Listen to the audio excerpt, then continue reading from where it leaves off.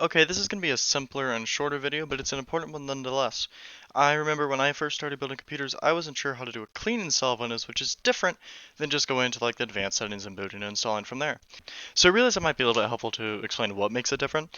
So when you're just reinstalling Windows from your Windows installation, you're pulling from files that could potentially be corrupted if you had like a massive just complete collapse of your system, like maybe tons of EMI interference or something. I don't know. You put your hard drive in a microwave and then for some reason you're trying to, I don't know.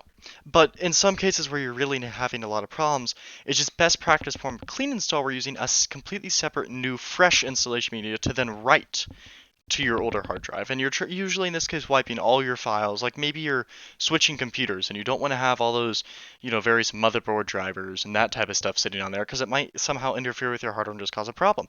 You don't always have to do this where you're completely clean and slime, but just best practice, and it's a good thing to know, especially when you're dealing with persistent problems that you just can't figure out how to solve. Because sometimes just taking an extra drive you have, throwing a fresh copy of Windows, putting it into your computer will fix your problem. If that's the case, you create a backup of all the important files on your old drive. I'll create another video for how to do that.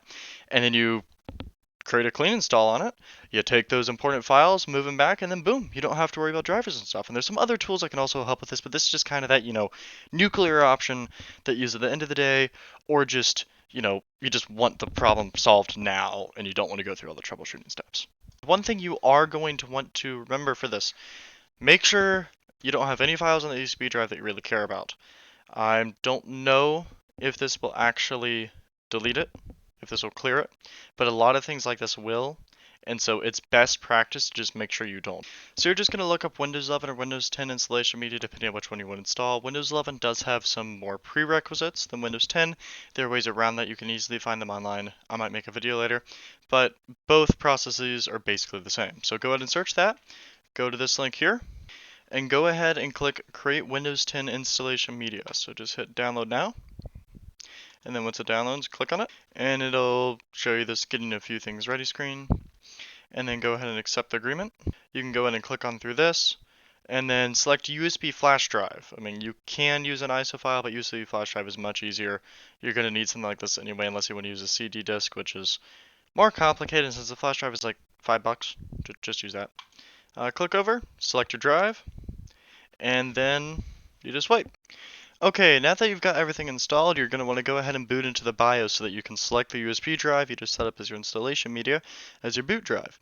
To do that, you can either restart your computer and spam delete F1 or F2 depending on the model, or you can just navigate to settings, type in advanced startup options, select this, and then click restart now, which should boot you into the advanced startup menu in Windows. And here's the advanced boot options. You're going to want to go ahead and go to Troubleshoot, Advanced Options, and UEFI Firmware Settings. Click Restart, and your computer should boot into your BIOS. Once you're in BIOS, simply navigate over to your Boot Options menu. Your BIOS may look vastly different than mine, but all of them usually they have a boot options at the top, or if you go through them, it shouldn't be too hard to find it. Go down to Boot Option 1, and select your UEFI Lexar, in my case Lexar USB flash drive, or whatever flash drive you have. Hit enter, and save changes and reboot. Once you're in here, you're going to go ahead and just click Next, and Install Now. Then click I don't have a product key unless you do, but as long as you have a valid license of Windows from before, it should automatically load up as activated, and you can still run unactivated Windows just fine. You just won't be able to modify things like your background, and you'll have a little piece of splash text in the bottom right hand corner of your screen. So we're going to click I don't have a product key, then select Windows 11 Home, and then I accept the Microsoft software license terms. And then here you choose which one you want. I am not actually going to do a clean install here. I'm just walking you up to the stage where you would go to do it. So I'm just going to go ahead and click custom. This is one that would really wipe everything. Then you select your main drive. So for me, I would be using this one, but once again, I'm not actually going to go through all the way with this because I don't want to wipe my data. And then you just click next, and you should be good to go. Sometimes you'll run into an error with MBR versus GPT partitioning. If that's the case, you should either just be able to hit reformat, or there's a lot of really good tutorials online that should be able to walk you through it just fine. I'll link some below So if you run into that error, you shouldn't have any trouble. But once you click through this, it should just have a little installing sequence, nothing too bad. And then you just set up Windows like you normally would.